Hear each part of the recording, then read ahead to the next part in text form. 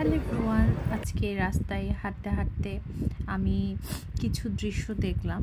তো আমি আপনাদের জন্য এই ক্লিপসটা তুলে রাখলাম। তো এখানে দেখলাম কি কিছু আর্টিস্ট রাস্তার এক পাশে বসে আছে এবং অনেক মানুষ তার আশপাশে ঘোরাফেরা করতেছে।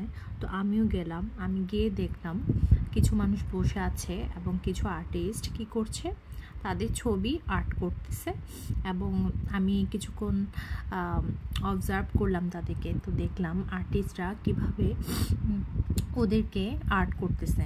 তো ফেস টু ফেস এরা কি সুন্দর করে ছবিগুলো আর্ট করে ফেলতেছে, মাশাল্লাহ।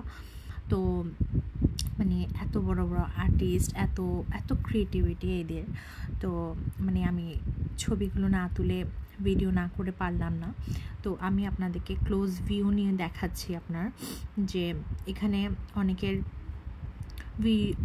লাইক আপনার আর্ট করা শেষ। তো একদম ফেস টু ফেস তারা মানে একদম হুবহু কেমনে ভাই মানুষ একটা মানুষকে কপি করে ফেলতে পারে, তাও একটা সামান্য একটা কাগজে কি সুন্দর করে তারা আর্ট করে ফেলতেছে, খুবই কনসেন্ট্রেশন দিয়ে।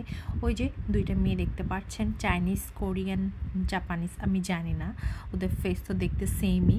তো আমি আপনাদেরকে ক্লোজ ভিউ নিয়ে দেখাই।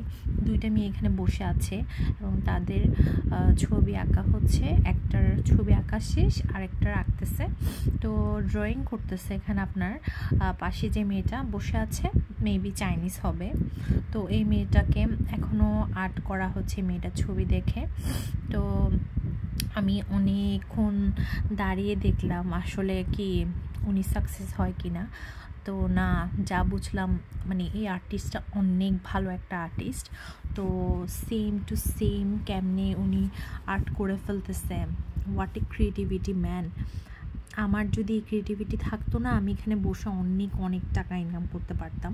তো ওরা সামান্য রাস্তার পাশে বসে একটা ছবি আর্ট করতে 50-60 পাউন্ড নিয়ে ফেলতেছে ভাই, যেটা বাংলা টাকায় আপনি বুঝতেছেন 1 পাউন্ডে হচ্ছে 165 টাকা। তো বাংলা টাকা আপনি হিসাব করেন, 50-60 পাউন্ডে ঘন্টায় ওরা ইনকাম করতেছে।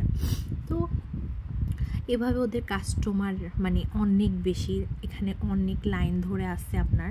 এখানে প্রাইস লিস্টও দেওয়া আছে, কোনটা প্রাইস কত, কীরকম কালারিং বা যে যেরকম চাই সে অনুযায়ী এখানে আপনার ওরা লিস্ট করে রাখছে এবং ছবিগুলো ওরা ডেমো আকারে দিয়ে রাখছে।